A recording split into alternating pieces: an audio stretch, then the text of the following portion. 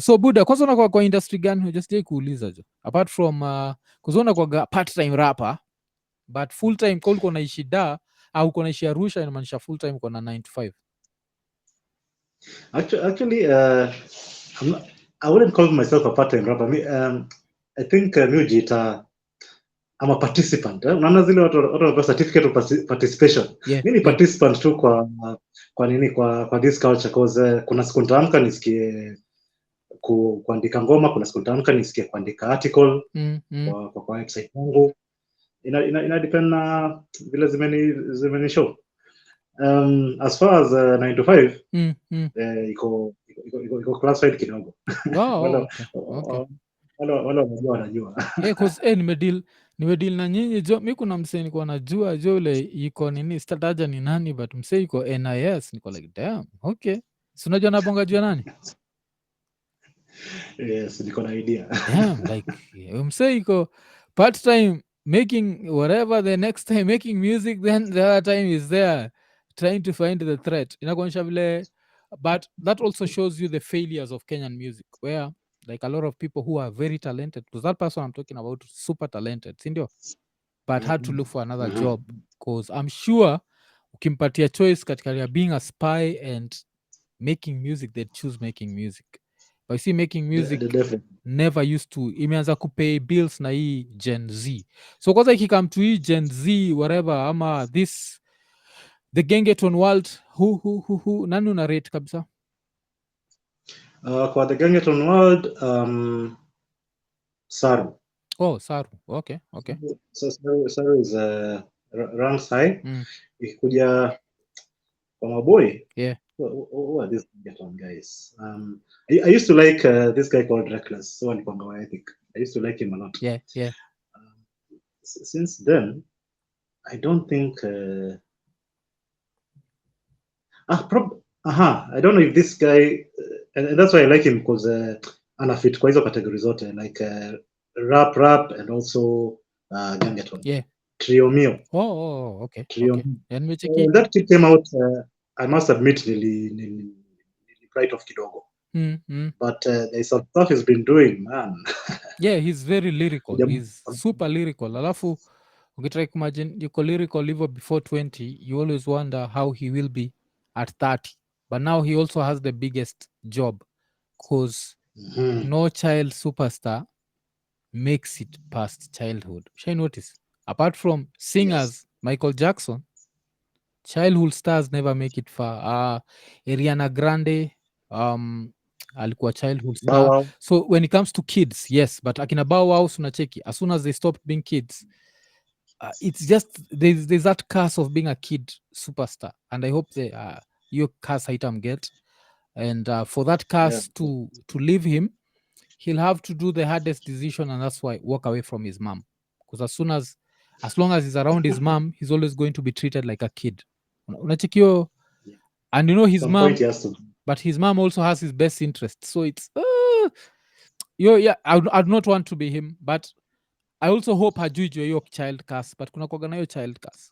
It just happens to everyone, especially rappers. Kumbuka Criss Cross. Do you know any Criss Cross adult song? Yao inakuwa tu hata tragic story. Si moja alikufa, sijui kama alijiua. Yeah. So nakwambia like, but child, now that you mention it, actually ndio najaribu kufikiria that kama kuna mtu alianza kiwa the only childhood MC ali make it ni Lil Wayne. Dude alianza kiwa 8. Okay, Lil Weezy.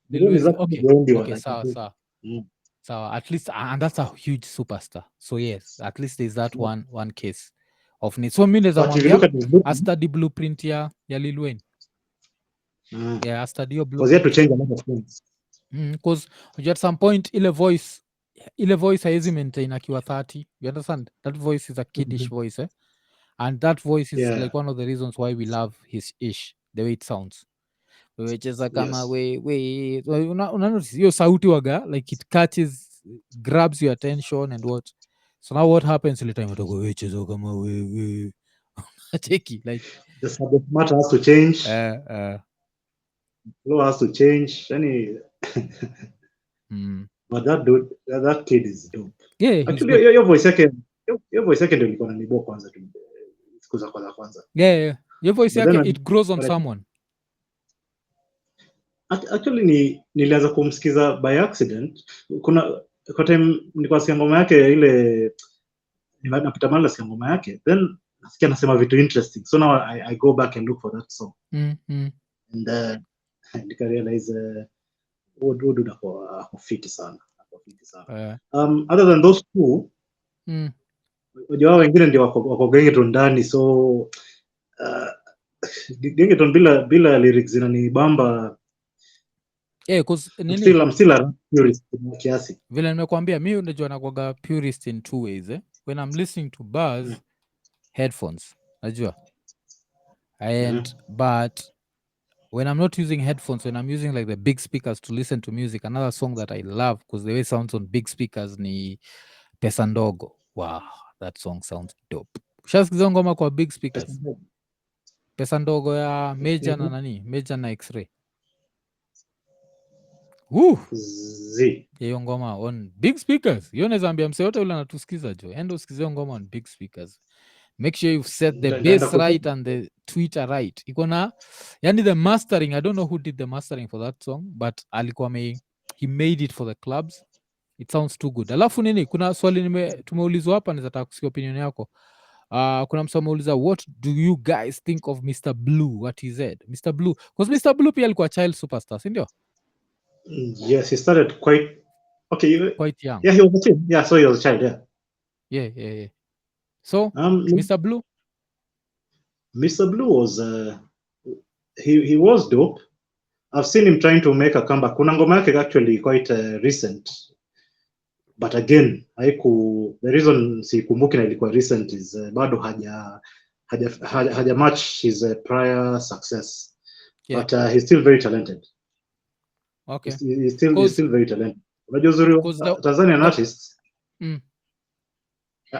Once wamebase their career on au mashairi na they never lose that. That's the credit I can give them, that utasikia mtu mahali ana water down lyrical content nini along the way kama sisi to some extent. Because the one guy that I'm always controversial about and I've even been attacked about ni nani Mwana FA. I always say like when I'm rating Tanzanian MCs, Mwana FA is never even in my top 30. When it comes to his achievements, yes. Like Mwana FA, Professor J, Mr. 2. To me, those ones are the living embodiment of hip-hop. Understand? Like, yes. By the living embodiment is they rapped about it, they rapped about the struggles of their people, and those struggles propelled them to parliament, and now they can make change. Sindio? Tukianza na Mr. 2, najua Sugu, wananiita Sugu. Yeah, Mr. 2, sindio? So tukitoka kwa Mr. 2 tuende kwa Professor J, after tukitoka kwa J tuende kwa Mwana FA. I think those are the three who made it to parliament. I think hata nani Ukas Korong Motra the Future talked about that, vile hip hop yao imetengeneza wabunge na ministers, nacheki, which Kenyan hip hop has never been able to make. So with that, if you had to ask me which is bigger, Kenyan hip hop or TZ hip hop, I'll give TZ because of the fact that it cuts across all ages. Like Professor J alivotiwa na magrandmother za watu juu ya ndio mzee nacheki, like it's crazy to reach that level. But Mwana FA, I feel ni kama yo do mashairi, literally mashairi, alafu yo wana vina. So Mwana FA ni mse ataraimisha ni Magufuli na Katili. You understand? So no, those two things don't rhyme. Magufuli, fuli, T-li. Yo, T-li na Magufuli, they don't rhyme. But utasikia Mwana FA ameziraimisha. And I have a problem with that because mina nimetoka from the school of Professor J. Nacheki. So I'm like, nah, Buddha Jong J, Mwana FA. So hiyo ni kitu moja ufanyaga sana jam na mimi kabisa. Ushasikiza Mwana FA vizuri? Yeah, nimemsikiza personally. I rank him, but sasa umesema tu saizi that you go for the intricate, you go for the simple pia. Fully and Katili don't rhyme because a rhyme is a sound, si ndio? So Yeah, rhyme sure. is a sound, na ndio mwambega watu like if you want a rhyming masterclass skiza rada safi ya calligraph that was a rhyming masterclass. Wachiga rada safi Kawasaki, yani you see like unaelewa. Multism, Yes, multism. so But now again, ukikam to li na li, wacha hiyo ni mashairi bana, hiyo si rap. yeah. But wacha nicheze devil's advocate Yeah. kidogo. What is he saying between those words that probably we can give him a pass for? Okay, Probably hapo katikati your favorite song, kuna story kali sana imechapwa. what's your favorite nani song? Gani yake? Wacha nitafute tu saizi. What's your favorite song?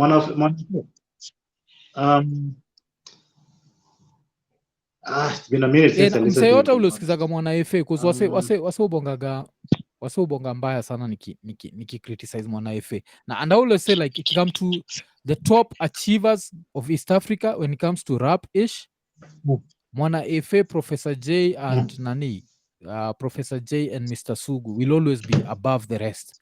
Niao alafu the rest of us because now they are policy makers. Unacheki now they just don't rap about it but mwana FA jo wa cause pia nani I could see past his anaitwa nani past his ka fake Swahili accent, ile like wanging Swahili words, that was his style and I loved him for that. Mse mwingine anaitwa nani What was that? AY, unajua AY alikuwa na weng Kiswahili and it sounded really dope.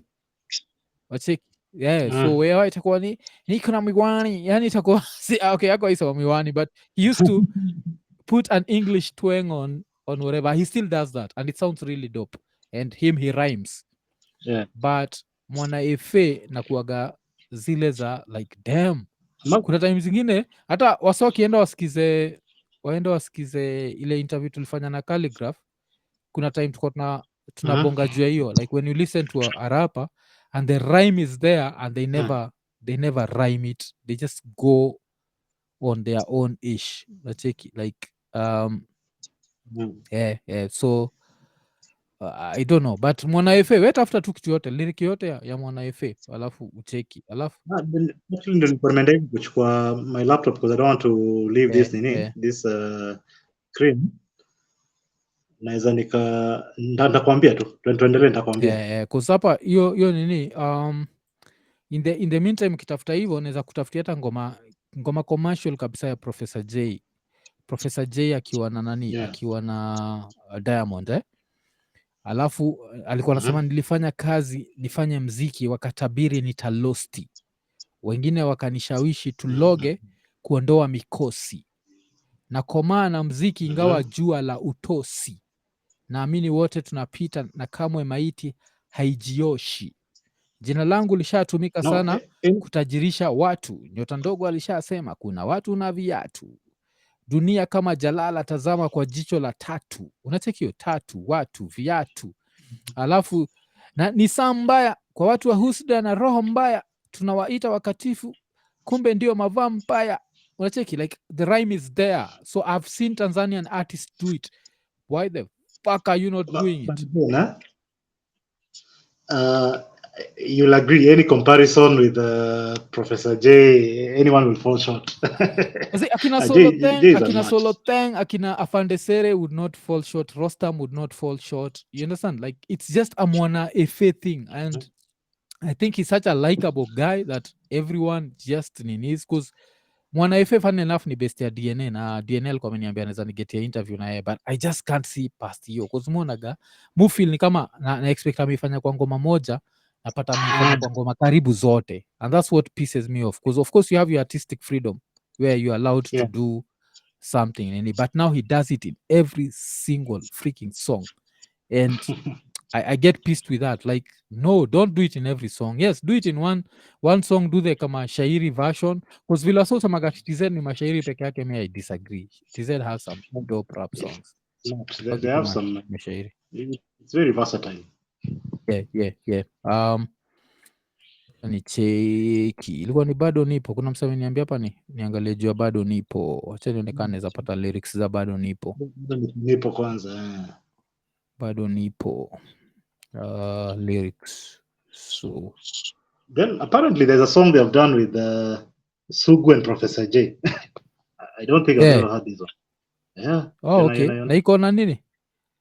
Iko Iko- na lyrics ziko cause naweza taka kucheki jo. Azi ni Cheki. let me play it a bit nione kama iko na lyrics. Naona ni audio. But usicheze hapa cause ya inaitwa strike. Itakuwa Reva strike eh. Nilikuwa tu nacheki Copyright kidogo. strike. Yeah, copyright strike. Wacha ni cheki. Japo No, hii natokea ni audio anga yake. mapenzi yalipozaliwa. Okay. Cause hapa kuna lyric fulani nacheki hapa kwa bado nipo, anasema napata wakati mgumu washikaji wanapolia kwa uchungu. I'm hoping the mgumu na uchungu azizifanya zikaraime eh? Cause shida yangu ni kwa nini mimi na maumivu yangu, unasikia hiyo yangu, Aha. nasema tu na moyo wangu. Unacheki saa ameraimisha wangu na uchungu. I'm like no dude, Wangu na don't do yangu. that. So once in a while atasema jua kesho kutwa wala mtondo go wala majo go, hapo nakubali, but he has that thing that he normally does and it's a very TZ thing. I also used to see it na nani anaitwa nani Juma Nature, but unajua Nature kwangu hakuwaga ati ni msee, nilikuwa namweka kwa cause Nature was just a dope artist, nacheki. Yeah, Alikuwa na but transcend then hiyo nini? kuna nini fulani hapa jo inanisumbua jo, izeni jo wasika mno napiga na mamuskito hapa, niko home alone leo. But okay. Kuna msee anaitwa Levi hapa alikuwa ama ni Levi alikuwa anaenda kutujoin, but nacheki hakuakisha kamera yake. Wacha niweke hiyo link tena, wasa wanataka kutujoin wanaweza tujoin. So mimi tu ndio nini yangu controversial wagatuni hawa wase wawili mwana efe juu ya hiyo kitu yeye hufanya, but I still respect him a lot for what he's been able to achieve. It's something I'll never be able to achieve. So of course one day kukiandikwa like the East African Hip Hop Hall of Fame, his name is going to be there, my name is going to be nowhere. So I always have to give him the credit for that. Nachiki. The only Don't be so humble. yeah, Like, don't be so humble. Zizi unajua mimi kwa the Kenya Hip Hop Hall of Fame I have to be there. Unajua like for what I brought to the table. Unajua that I joined Nairo, That's whatever undeniable. that has to be there. So hapo sitakuwa humble. Ule mtu anijui anaweza chukua tu kijite eke kwa rasa, but yeah, that's there. Unacheki. So but TZ kuna wase utaenda pale waambie kuna msanii wa Mwafrika, they don't know who the hell that is. Nacheki. But msee wa Kenya atanotice msee alikuwa na, hata kama you've never had the music, you had the work. Like we brought in, unajua we introduced people to new music. Like when they talk about Jeff Mwangemi na reggae and they talk about show kama gani wakilisha ya Kalamashaka, we'll still talk about the joint ya Mwafrika. Nacheki. So that's there, but mwana efe waga na hiyo shida moja na I don't know, and no one has that problem, it's just me tu ndo uzushaga juu hiyo kitu, sionagi mtu yote akizusha like damn this guy is in the same conversations as J, because J kwangu naenda kwaga the goat wa East Africa. Hiyo ni hapo I'm biased. Where do you rank Fid Q? Fid Q ni mdope pia, it's just that J is my goat No, I'm not putting Fid over J. I wouldn't dare. But Fid waga mdope sana, alafu Fid unajua ni kama wakustz, unajua kuna advantages tulikuwa nazo kama wa Kenya, the fact that we learnt in English and all that kuna zile vitu tuliend up tukijua, like even when we listen to like an American rapper utasikia hizo ma triple entendres and what, which maybe a Tanzanian would never be able to understand because English, they learn English very late, nacheki. So to see now a rapper like Fid Q be able to do all that with waganwem respect mbaya, it's just that miwambega say muweka J and then everyone else. Wachiki vile saa kwa kali aliambia kwa hiyo ngoma yake mpya, anaambia Fid Q like in my top 5 take any position ile unataka, inamaanisha amekubali hata chukue number 1, nacheki. But mi sasa number 1 yangu aga ni Professor J, ni J and then everyone else. I think I agree. For me, it's J, Fid, Chidi Benz. Yeah. Chidi pia mi mpata akiwa very underrated, probably because of those struggles tuliongea kuhusu hapo mbeleni. Zilimcompromise kidogo, but Fid he has one of my top 3 TZ hip hop songs of all time. Oh, okay, okay. That is Wacha one niongeze standard. msee fulani hapa. Kuna msee Mm. alikuwaga fan wa Iko Nini, alikuwa napia kwa malive but alikuwa nakatiwa na Waarabu. So inakaa kuna Mwarabu alimuingiza box juu akaishia jo. Alafu nikisema Waarabu simaanishi Mwarabu dem, kwa Mwarabu wa boy. Inakaa Ah, alichotwa na boy fulani jo. Self made ulichotwa? Umeanza na za ovyo. Yeah, ulichotwa mpaka ukaolewa Azi. eh? Nilijua lazima utaanza na za ovyo. Ni aje buda umepotea jo. Bana ndo nimeona sasa mko nikasema wacha niingie. Nilikuwa nimeingia Scandinavia kuko aje jo. ai mazee hii sama mazee imekataa jo. Imekuwa inanyesha daily mpaka nimesema itabidi tumekuja tu sama Kanairo. Sama Yeah. huku imekataa. Imekuwa Oh. ikinyesha nyesha. Na imagine imeisha mazee tunaingia winter mazee next month. Iza jo. Shit happens man. So Weather imekataa. familia inaendeleaje? Iko fiti. Yeah. Tunasukuma tu na life huku hivi. Okay. So hii story ya mabeef za Kenya na TZ umekuwa ukifuatilia? Nimecheki. Yeah. Mimi unajua nani, huyu Rosarin kwa namtambuga toka kitambo man. Siji form ni gani si timu alikuwa mtu wake, si bale timu alipotea naye kwa scene. So venye timu alipoteaga pia Rosarin akapotea. Asi Rosari I think vile timu alinini yeye alienda TZ. Alienda TZ akaanza kufanya vitu zake za TZ. Because me ile time alikuwa anafanya ngoma na timu T that nilikuwa nafikiria ni Mkenya. I just knew she was a Kenyan girl. Then akaenda akafanya kuna hata ngoma alidu ilikuwa inaitwa Dinga alifanya na nani? Dinga Rosari. Alifanya na Rayvanny. Yeah, sunacheki. Yeah, Dinga na Reza. Yeah, sunacheki. Hiyo time sasa alienda TZ. So that's the time that I discovered she was a Tanzanian. Because mimi niko najua gani Mkenya because she speaks Kenyan. She's very ni kama design ya Zari venye alikuwa TZ na yeye ni Uganda fulani. Alafu venye anaishi pia SA. Alafu kwanza wacha nitake opportunity kuambia wasi kesho the weekend update inachelewa, msianze za hovyo umetoa weekend update nothing to do with us. Stima ilipotea on Friday alafu ikarudi sato for a few hours ikapotea. So jana mimi Ian Rapture tulikuwa tukiwatch Arsenal tunaiwatch kwa phones zetu kuzakukwa na stima. We waited stima haikurudi, wakaishia kivyao. Alafu leo now Sunday Rapture alikuwa anaenda Ocha kuchukua watoi wake cause wanarudi chuo kesho, if I'm not wrong. Kesho ni Monday. Yes, wanarudi chuo kesho. Sasa kesho daytime asubuhi ndio tutarecord the weekend update, alafu sasa itatokea after. So that's for anyone ule anatusikiza saa hizi. Kesho asubuhi don't be in the comments losing your shit. Ameenda wapi? Ni reason hiyo hatuja record show ya kesho. Ikitaka kujua how much we've not recorded the show, ukiwa na anything you don't want us to talk about the weekend update kesho, unaweza sema saa hizi na utaisikia. That's how much to show you. Hatuja record hiyo show, tutairecord kesho asubuhi. So we had a few ideas hapo nini like one of the things tunaenda kubonga juu yake of course ni beef ya Kenya na TZ. Rapture alikuwa ametumaliza sana na story fulani hapo vile alikuwa naifollow on Tanzanian Twitter. Ni Tanzanians on Twitter ni tot vile matoto walikuwa wanajiachilia. So but hatujairecord, so haitakuwa saa 4 vile inafaa kuwa, itakuja maybe saa 8 ama saa 9. So that's a public service announcement. So wewe unajua tu Rosari, nani tena unajua TZ self made? Najua Rosari, najua J of course. Kina Rayvanny, like tu wa kawaida. But mtu mwenye ana stand out kwangu sasa so funny nani? Boy, cause nimekuwa nikimuona before hata alipuke. Like ngoja na feel atakuja kukua nini? Mario aga mambo bad. Kikam to love songs. Nimeona venye alikuwa na nini anaanza scene. Like ni versatile, akona style yake tu fiti. Alikuwa ameshika nini from kitambo ndio kuna mtu unamwangaliaga tu unaona venye anakuja pole na kama. Yako fiti. Hata darasa. Alafu unajua pia like kitu inakuonyesha vile industry ya TZ wagemetuacha. Yeye alifika hiyo level yuko cause alikuwa aliwrite ngoma kadhaa za Nandi. Then Nandi ndiye akaanza kuspread jina yake huko Bongo, like this person is such a good writer, and then he ended up being the person he is. Kenya saizi ukiambua about writers, like people who write music that are not musicians? Do you know any?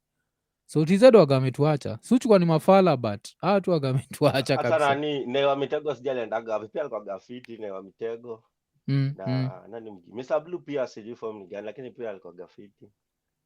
Newa Mitego alikuwa gaule wa kuchana, so ya alikuwa ni rapa. Sijui kama aliacha muziki ama bado kwa game. Bado yupo.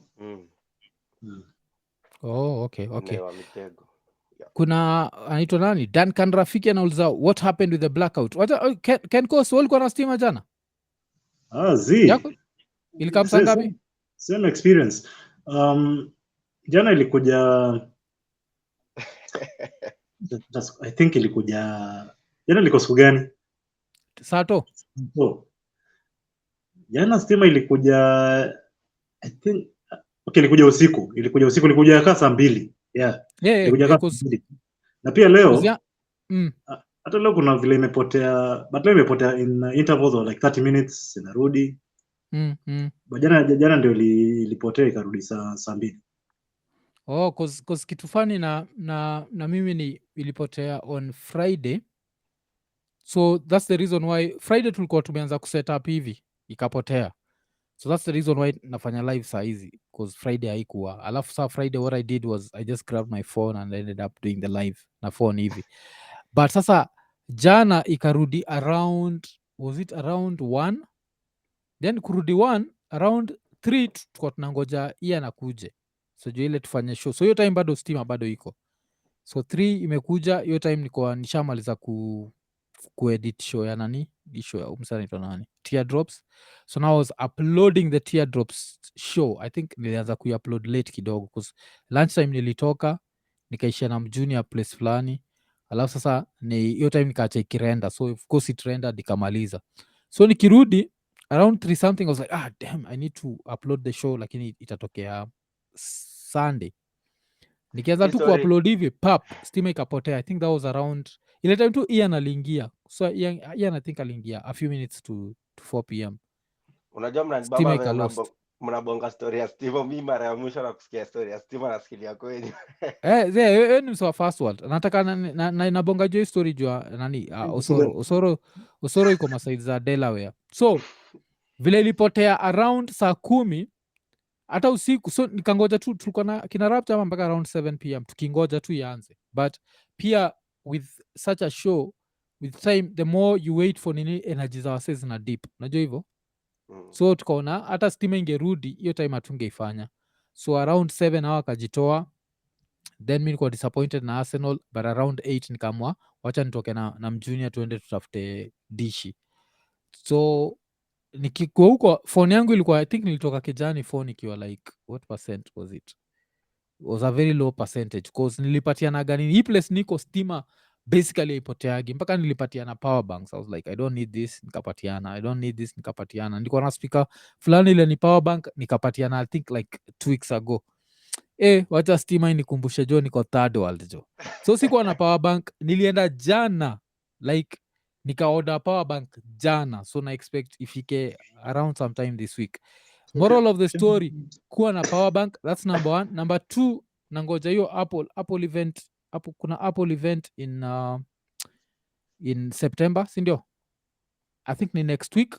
Kama wiki yako wanzaga Sunday, ni hiyo next week. Nataka kuona kile M3 konayo, nataka nichukue laptop because hiyo story ya kurely on Kenya Power, because ningekuwa na laptop ningeishia pahali na nimalize kuupload show na kila kitu iendelee, but sasa so that's what happened. So Osoro, that's some third world shit, like stima upotea for over 24 hours watu wako kwa darkness. Historia ya Harvey unaonaje? Kila mahali nikifungua mazee watu wanamnyorosha tu. Nani? Harvey. Steve Harvey. Historia ya Steve Harvey ni fake. Unajua Wakenya waga ni wase interesting sana. Hii historia ya Steve Harvey, funny enough, it's an African story. Like all the websites posting it ni African websites.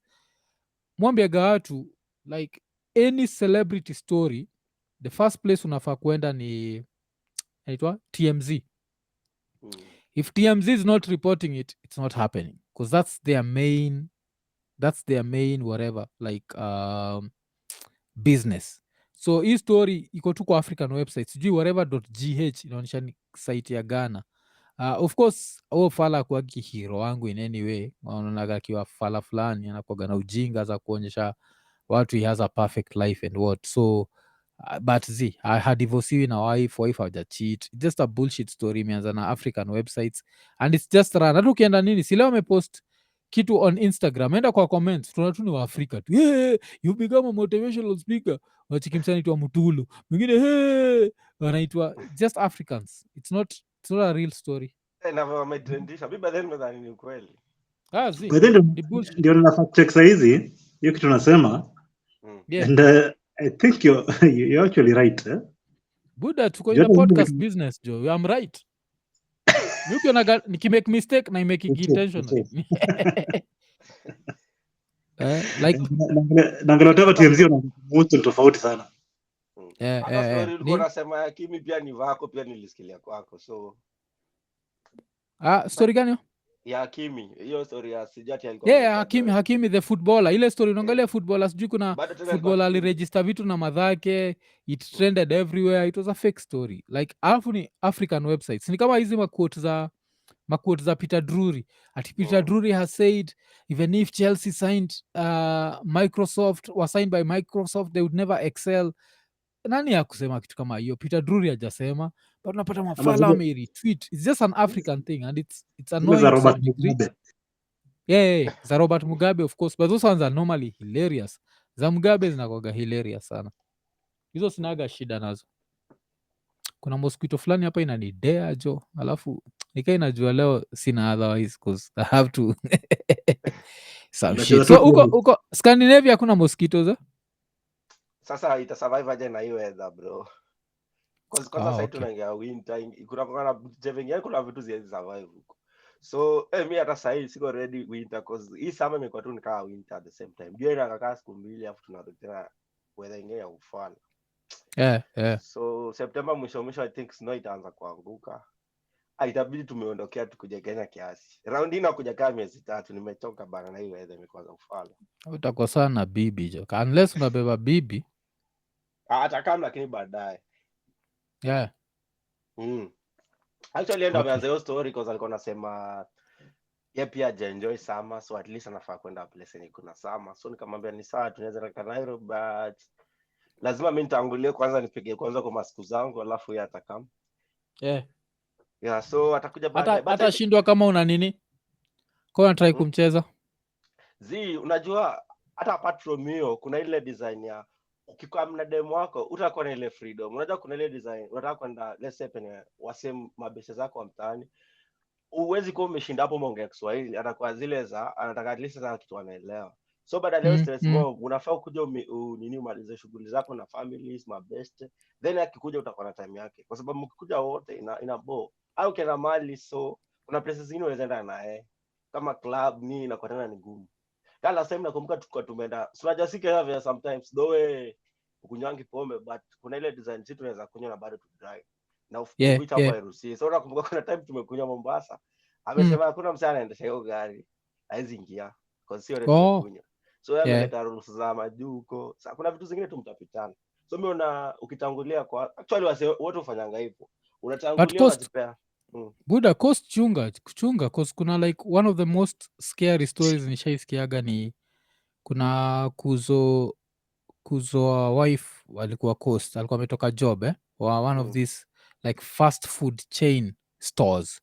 So in that fast food chain store what used to happen is they'd work till late and they were never dropped home. So ulikuwa na work till late kabisa, alafu unatafuta mse wa nduthi anakupeleka home. So there's this time ati watu wametoka tu coast hivyo. Coast najua vile kuna trucks mob because coast is a port, si ndio? Kuna watu walitoka tu hivyo, alafu hivyo tu truck ikakaa mtu na ikawa hivyo, story kuisha. I think that a commercial break kwa say understand. I need to take a commercial break ni wewe mosquito hapa. Alafu turudi jo. Mtu yote mosquito kwa likao uko nayo. Nini? Alafu kuna mse yote akiamua kurusha ka super chat ni Sunday pia tutafurahi. Tusifu Yesu Kristo. wacha kuzina ni hudhi jo design nyingine jo mpaka inanikatia jo, sijui kama niweke full screen ndio msione nikihepeshana nazo zinanikatia. I think nafaa tu kuwekea soundtrack sasa, msikie tu paka wachiki vile zinanidea mpaka zina nini. I think junior wangu aliacha something open. I need to figure out kama zinaongezeka zinaingilia zinaingilia pahali cause hii place niko iko closed, but junior alikuwa naishia nini kwa kuzo yake, so I feel like maybe alikuwa ameopen up a few windows that I didn't check, so I need to check. Wacha nitembee kwa nini nikiangalia mawindo nijue ni aje, so I'll be right back. So nyi watu wawili juaneni jo, zinakudea kama Pastor Dea, si ndio jo, simjuane, juaneni jo. Sawa nazi. Tuingie kwa uwanja. Vipi buda? Vipi bro? Naitwa Ken. Mimi naitwa Derek, ama self made hapo hivyo. It's a pleasure.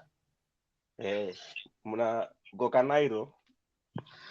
Goka Nairo kiasi, lakini Nairo wanaguza ma time. Kesho niko safari tena kwingine hivyo.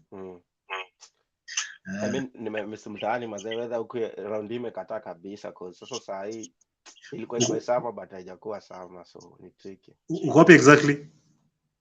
Mimi uishi Norway na Sweden, but I niko Norway. The headquarters ya snow. Lakini hata Norway si ngori. I think Poland ndio mwana ngori. I think ni kama zinaitwanga aje hizi ni watu sema, kuna hiyo word nimesahau kuongeza, nikaa tu myth yani, lakini kitu naweza kuambia about Norway, weather yao change hadi watu umekikifan madem wa Norway badilika kaa weather yao, cause unaweza toka sasa join na waka, after some few minutes kunanyesha, after some few minutes weather tena join na waka, yani inakwanga ieleweki. Madem wapi wanakwanga hivyo? Siwezi ishi place kaa hiyo. Yani mimi afadhali nisikie joto lote lakini baridi hata kidogo. Mimi ni adui wa baridi. Sasa mimi ni adui wa joto. I think mwili wangu ili adopt, cause kazi hata nikujanga Kenya nikifika kwa airport nasikanga tu kutoa nguo, like inakonga imelemea. Alafu sasa Mombasa ndo siwezi kaa, like nikienda huko lazima nitafute apartment iko na swimming pool, alafu siku nzima nashinda tu kwa maji juu nikijaribu kutoka na sweat, yani inakuwa tu ni easy mpaka nikienda the same day na feel sasa nimekuja nini za tu nirudi, but I think inakuwa antidote. So nikienda Mombasa then nirudi Nairobi nasikia sasa sasa Mombasa ndio home, so unaelewa kwa nini sipendi baridi. Because kanti yangu ya kwanza nilikuwa naishi ilikuwa huko Makatar, nilikuwa nafanya job, so I think mwili wangu ilipigwa na joto mpaka basi ulihangaika. Bana huko ilikuwa 40 degrees, ilikuwa kitoka hivi nje machozi na mwagika, like hata wewe angalia nje, shopping tulikuwa nafanya usiku. So I think mwili ilipigwa, then nikakuja kazoea baridi nikazoea, kwa sababu mimi winter navanga ragged jeans, watu wanashangaa mimi na nimevaa ragged. Kitu tu yenye spendi ni gloves, ni mkono bila gloves, cause hapa kwa makucha nasikia uchungu. Sijui kuna watu wengine wavangi gloves, so sijaenda sana. Wana hata maplayer kuchezanga ball wanavaa gloves na mtu anakimbia 90. So nasema au ni mahadko kwa sababu hata si mbali last year nilikuwa Nairobi hiyo July August. Ile baridi nilipigwa nayo, hata sikumbuki the last time nilifeel baridi hivyo. Niko na gloves lakini mikono hata sasa nikashika kalamu. Ilikuwa baridi nikatia. Mimi kitu naweza sema, I think kuna parts kuna na baridi strong. Kuna place nyingine Sweden inaitwa Ora. Nishaenda huko, I think ilikuwa kama almost minus 46 47. Alafu gari nilikuwa nayo ka breakdown kwa snow katikati bro. Gari sasa unajua haina joto haina nini, ilikuwa ni noma. Yani hata ukitembea hivi ukwenda place unakimbia, like unatafuta place unaweza ingia kwa scan kama uko kwa sijui uko wapi. So nikaenda nikaka place ndo nikapigia na help wakakuja kusaidia, gari ilikuwa I think because ya hiyo baridi. So kuna places zingine msizishi na watu wanaishi huko, so mimi ushindo kama north side of Norway siwezi stay place kama hizo, cause huko unapata inakwanga tu giza, like ainanga mwangaza. Unaona kama side za north huko, hata Sweden hizo na side za north hawana gara sama.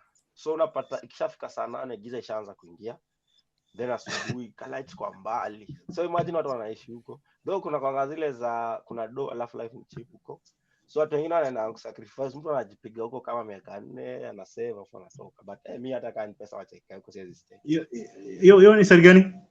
North, sasa north za Norway. Wanaitanga New Norga, inatoka New Norga, like New Norway kwa sababu hiyo ni kama tu world nyingine. Na lugha za huko ushajua kubonga? Bro, ni kama tu ni lazima kwa sababu hata majob kuna majob zingine kupata ni ngori. So lazima bro. Mimi unajua kanti ya kwanza nilikuwa na sale kwa France na huko hata ndio ilikuwa ni worse. At least Norway ukitembea kwa street mtu anaweza ukiongea kama ujui, at least kiambia mtu na English atakujibu, lakini France utajongelesha wataka kusikia lugha nyingine. So kama huko ni have kusoma by force by fire. Hapa hivi nilitake time yangu alafu sijipe stress sana. So nimesoma basic vitu za especially job. Kwa sababu issue kubwa inakuwa ni job. But so far mimi job nafanya sihitaji lugha sana. Na nimechagua sana zile majobs and kama sema hizo majob za kufanya. Kwanza health siwezi fanya. Hizo za kufanya kwa nursing, ma health nini hiyo staki. Na hiyo lazima uko unajua lugha. Ndio unaweza anza na hiyo kidogo like kama and then lugha baadaye, because mimi sasa tunaangalia sasa miaka yangu venye naona kwenda shule naona ngani hasara, nitapiga tena miaka zingine nje tena kwa shule. So I believe heru pige hustle. So mimi naanga mtu amezaliwa majuu naona kwa step 10 mbele yangu, akona miaka kama 10 mbele yangu, alafu kama majuu kama uwe ni grown up nikao umerudi nyuma tena miaka 10, because kama tuseme umetoka Nairobi University of Nairobi, hizo ma certificate kwanza weka kwa chono flash ndio hakuna mwenye anatambua. So inamaanisha ukikama unaanza tena scratch, lazima usome vitu zao, ni ngumu bro. So mimi nilipiga hesabu kwenda shule maza hapana. West tena miaka zingine kama 5, alafu ndio kuja tena uanze kuhasa. Hiyo ni ngumu. Afadhali uchukue mention French. Nimejaribu kujifunza French this year. Hiyo lugha ni complicated. Mpaka there's a French guy aliniambia yeye anaongea French of course na English kiasi. Akaniambia on average you need 2000 words ndio at least uongee English inaeleweka, but you need 10,000 French words ndio at least waambie you are proficient. French ukiishi France utajua by force by fire kwa sababu wanapanga wamekeka kwa mix yenyewe, hata kama utaki utajua. So unajua ukisoma kwa comfort I think ndio inaleta ngori. Unajua like this nimekuwa Congo, so unajua huko hiyo ndio language wanabonga. So nimekuwa nikijifunza in that context. Hadi ulikuwa Congo? Hata kesho narudi huko. Nilikuwa namwambia. Alafu nataka kuniambia Joy hujui mbocalization, at least niambie unajua mbocalization. Mbocalization? Yeah, hujui kama inaitwa Afro mbocalization? Ya nani? Buda Jona tuangusha. Niko sure nani unaijua? Si unaijua? Selfmade, unaijua? Kama ni Lingala. Selfmade unaijua, si ndio? Afro mbocalization, ngoma kali sana. Sijui kidogo melodies. Sema hivyo nimemiss rumba cause huko hakunanga hizo club za rumba.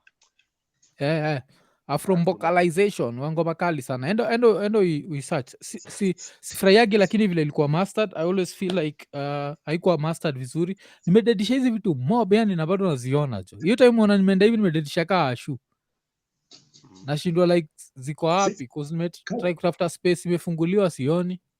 Karibu na nini? Kuwa na spray karibu. Sprays wa kigi, spray wagatundu tu za ajabu. Hii ingine work as long as you make sure all the spaces are closed. It works. So kilometer mjuni ameacha. Mimi naona hiyo ni kazi mob. Afadhali coil, unajua hiyo moshi kipiganga hivi zina hepa mbaya. Ile hiyo ni moshi ya siku zako jo. Siku hizi jo anikazi naitumia kama perfume jo. But kitu moja nimenotice na mosquito ni kazi yonagi. Hazionagi nini ukiwekelea hii unaziwekelea gata juu na kitu zikiban. So hapo nishadedisha moja. Zinatwak juu ya racket. Yeah, zinatwak juu ya racket jo. So nafaa kuhepa hapa kitu saa 6. So wacha tubongeje vitu kadhaa zimehappen Kenya. Nataka kusikia opinion zenyu. Wacha nifanye podcast na nyinyi. Faith Kipyegon mnamchukuaje odem? Straight up legend. Yeah. Straight up legend. Mpaka yani ameachieve so much in such a short time this year. mpaka sijui ni the sadist ama the cynic in me nina cross two fingers isiyoitokezea ile story kama ya Marion Jones. Unakumbuka story ya Marion Jones? Ule dem yuko tested, ule awezi acha dem kwanza an African girl to win that many times. We mpaka walienda kuangalia kama ananisemenya na deki, that's how much they hate us. So walianza kusema sijui kuna vile semenya yuko na too much testosterone. Saizi niko sure Yeah. testosterone levels za Faith Kipyegon hawataki kujua kasha za washaangalia like kama she's the first man to give birth, washatry hizo vitu zote, hawezi mwachia. Huyo acha tu bro, self-made ako tops mazee, lakini Kenya ni kama unachukulianga tu seriously nini athletics peke yake, lakini nimekumbuka nani Omanyala mazee liko aje. Unaona Omanyala mazee anakosa visa, lakini Kenya mazee ana uniform gani? Amekosa visa gani tena? Sile time alikwenda kukimbia ndo apate last minute nini. Kuna vitu zingine Kenya wasi understand. Buda hiyo ni ya kitambo jo. Hata mimi kwa nafikiri nabonga jo ingine cause I feel ni kama pressure will get to yeye. I don't think he gave it his best, but that happens to everyone. Najua hivi alienda pa amemaliza 7th. But Faith mpaka nimekuwa nikimstock jo on Instagram jo. Nimecheki Odem akona muscle akikimbia, unacheki tu hizi muscle za mguu, kuna vile yani Odem yuko, alafu she's achieving all this after kuzaa. Unajua hivyo? Alizaa in 2018. So 2018 akizaa, unajua una expect ati after azae like career iende chini. Huko alikuwa nazaa akiwa 24, when she's 29 that's when she's whooping ass. Yani she's Odem mpaka tunaweza notice niko na cheki iko sponsored na Nike. Unamchekia akiwa na athletes wengine wamekula moto, yani wana smile tu zile za kuzajua Odem ni mkali sana. But then kuna kwa na science inasema dem after amezaa I think kuna vile that pelvic area kuna vile ile ku stretch vile na stretch inafanya kwa better kukimbia. So like na kuna few examples kama even this sprinter wa Jamaica nani Shelly-Ann Fraser Pants amezaa na yeye amezaa akiwa na 30s kurudi ana whoop-ass mbaya sana, hata juzi tu ndio ameshindwa. So I've heard of that science that wanasema dem akizaa I think anakuwa more flexible, so somehow inasay I don't know the exact data but ina make sense. Najua musemaga if you look at humans through the animal kingdom lenses it becomes a very interesting experience, because now try and imagine like back in the days when humans tunaanza kuappear and then kuna the threat of wild animals so inaka for the mother to protect the offspring, kwa unasema that used to make them easier for them to run. Ina make sense acheki, because kuna msana ni correct anasema 2018 ni mbali. Yes, 2018 ni mbali, but she gave birth. Unajua una expect kama like most American type whatever nakwaga like giving birth is going to affect my career, so I'm not going to give birth, let me do all this. Ali give after I give birth, her greatness imekuja after. Unacheki mpaka kile nimekuwa kwa hizi conversations zote sijaisikia juu ya Mr. Kipyegon. Mr. Kipyegon ana exist ama ni raya fulani ilichoma bet? Si alimtag kwa yeye alisema this is for my husband. Okay. So Mr. Kipyegon hakuchoma bet. Niko nafikiri ni raya ilichoma bet kwa hakuna pahali unaenda. Alafu records zianze kubreakiwa zote na mkolko. Faith, I'm sorry. Tunafanana na mtoto. Lakini unaona ukikuwa na ball hata unaweza piga kama unapiga zoezi tu consistently mpaka sasa mtu anajifungua, from there unabaki tu fit. Kuna nini wanaenda katika process yote. Najua wase wengi maathlete wanafanyanga hivi. Kwa zoezi ni kama unajiweka tu kwa hiyo line, yani unabaki tu hivyo. Kuza si big deal. Yeah, cause Odem ameni surprise vile like her achievements. Alafu unacheki like ukienda kwa Instagram page yake unaona mpaka kuna time anakimbia akitry kubreak hizo records, like ametry kabisa, she does not get there, then eventually she gets there and she ends up breaking like 3 records alafu kuna zile record amebreak na kazi break tena, si ndio? Like it's crazy man. Yeah. Yeah. Kuna time break one record. Yeah, But yeah. unajua hii athletics, like the fact that tuna celebrate isitupoteze from the fact that overall as far as athletics is concerned, sisi tuko fiti. Tuna celebrate one athlete saizi, when we used to celebrate kuna mtu wa 10,000, kuna mtu wa 3,000. Kwanza 3,000 tulinyang'anywa kitambo sana. That used to be our stronghold. Ile inakuwa gani? Kwanza 3000 meters steeple chase. Ile nani? Rapture pendaga kujoke nayo. Inakuwa ni kuruka viunzi na maji. Ama ni maji na viunzi. Rapture pendaga kuisema sana. So lakini leo pia tulishinda nini? Si tumeshinda, Mary Mora pia ameshinda 800 meters. So leo tumeenda vizuri. Mora ni jina Kikisi. Yeah. Kuna kugana wale abnormalities will happen, unajua. Sijui kwa nini majority na kwanga wakale. Sijui kwa jinsi ya wakale. Ni juu ya hiyo place wana stay. Inaitwa ni huko Rift Valley. So they need atukiwa huko juu cause air ni thin. Si ndio? So juu air ni thin inafanyaga like ni sustenance ama what endurance yake kama ya kukimbia huko juu, by the time anafika hapa chini lungs zinakubali. Unajua what happens? So that's why we train huko juu. Ile niliwahi soma sport science. Hiyo ndio tulikuwa tukiona kina VIC mahali fulani. Unajua. Mlikuwa KU. Yes. Wacha tuseme mlikuwa KU.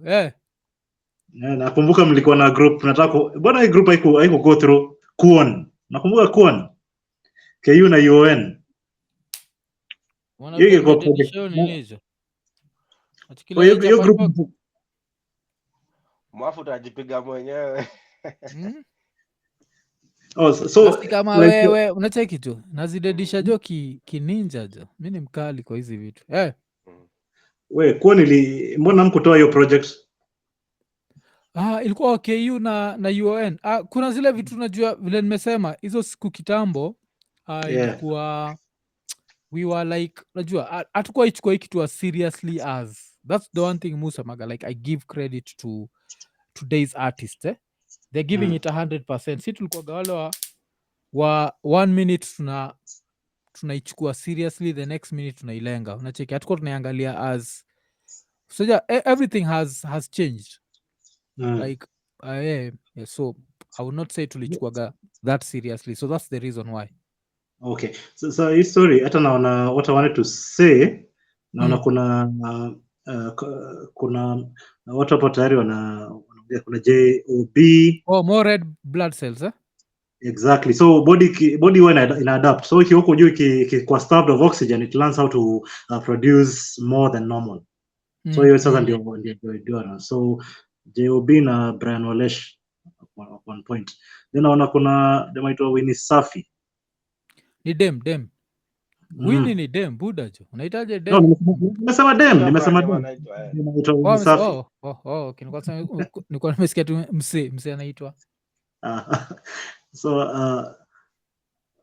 So she will get 5 mil from Gava for both world records, sio 10 mil. By the way, dem sio alikuwa promise anakafunga mbaya.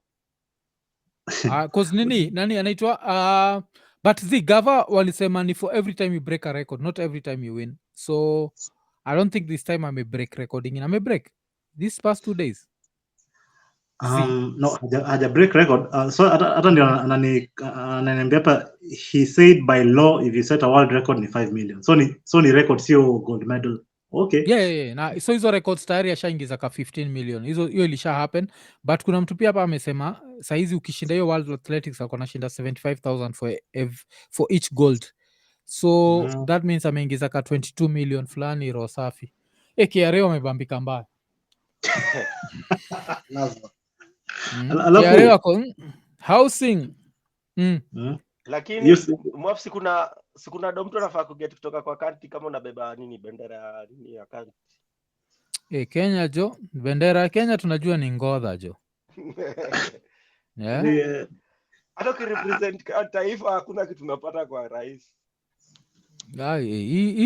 Hii Kenya bendera tunajua ni ngodha, hakuna kitu yote ati sijui ni bendera ai. Hiyo ni nini? But so kuna udem anaitwa Mora ameshinda gold,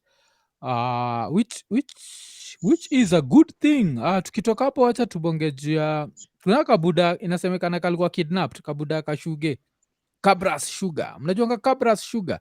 Hii sijui kama Ken Coast unaijua? Yeah, na naipata. Huyu jamaa anaitwa Rai. Ati alikuwa kidnapped alafu akaachiliwa. Nani ataachilia billionaire after kumkidnap? Unless hiyo story ni make sense. Ina depend on okay, hiyo ina depend vitu mob sana. Was it staged? Was it alafu unajua sio ransom si story ya do peke yake. Was it released after making a certain agreement? Unajua mambo ya sugar cartel na vitu kama hizo. So it is very difficult at this point kujua exactly nini ni cut, but alafu pia lazima niwaulize jo, ungekuwa a billionaire uliona hiyo video? Ati? Uliona hiyo video hiyo kidnap? Sikuicheki. Kulikuwa na video? Kulikuwa na video. But so kilikuwa nauliza ni ukiwa we ni billionaire unaweza kuwa unatembea tu bila ka chip. Mi nitakuwa na chip places mingi, nitakuwa na chip moja kwa maybe nyuma ya masikio, nitakuwa na chip ingine hata kwa rasa jo, katikati ya the butt cheeks kutakuwa na ka chip kana nidi unaweza ni get nayo, cause itakuwa hard sana raha iende iangalie katikati ya butt cheeks zangu hiyo niko lazima hakuna vile unani kidnap na niko na bilioni, hakuna jo, lazima people will have to know how to find me, cause unajua mathegi wa Kenya si mathegi watatafuta chip. Unajua hizi ni mostly mathegi wa Kenya na kuaga tu ni raya hizi tu za whatever ama karao pia na kuaga antirada, lazima nikuwe na chip mnaweza nitafuta. Hakuna vile unani kidnap nikiwa na bilioni, that's too much money for me to. Na of course nitakuwa na air tags, nguo zangu ziko na air tags ndani, itakuwa like you have to find me unless hata kuna vitu hata siwezi ambia wife. But mimi nafikiria inategemea una stay wapi. Kuna places zingine moja, kuna watu tu utembea. Uliona kama venye Rick Ross alienda internet aje huko sijini Angola huko kwa mageto, ametembea, amehagwa watu, amepeana do. I think it depends una stay wapi, sijui. Mimi ndo nakwambia ijalishi naishi wapi. Niko na $1 billion shillings in the bank account. Lazima mjue kuniget. Hizi dreads zitakuwa na chip. Specs zitakuwa na chip. Yani hakuna vile, alafu kutakuwa na a whole security company ile inajuanga vile kunitafuta. Hii security company yenyewe apart from that itakuwa na connections za wale wa Israel vile wale wagona chapana na Hamas. Buda, siwezi tembea kwa streets na niko na bilioni na unaweza ni kidnap. So why do I have $1 billion? Why do I have $1 billion? But it's common. Ukiangalia all these guys, the best way to look at it, unaona hao dosi wako na personalized number plates. Very high end vehicles. Ndani yao gari unaona watu wangapi? Jamaa anajidrive tu. Yani I think money gives you a level of comfort that you no longer fear the world. At worst, there's a sense of reality. Me money would make me so paranoid, yani. Me I'd be super paranoid. So hata Bosco venye utembea tu Kanairo bila stress. Anakuja West wapi Makamukunji, hakuna stress. Bosco nani? Tunachiki nani ati Sonko. Unajua Sonko ni thegi. Understand? Like Sonko hata ukimapproach unaogopa. Haka buda, uni buda unaweza ogopa. Hata bila weapon tunaweza discuss na yeye. Unacheki Sonko hawezi tokea bila weapon. So buda ile kitu na try kusema alafu ni msik, si ndio? Umse ni Sikh. Sikh, SIKH, Indian Sikh. Tunachikio bandana yake.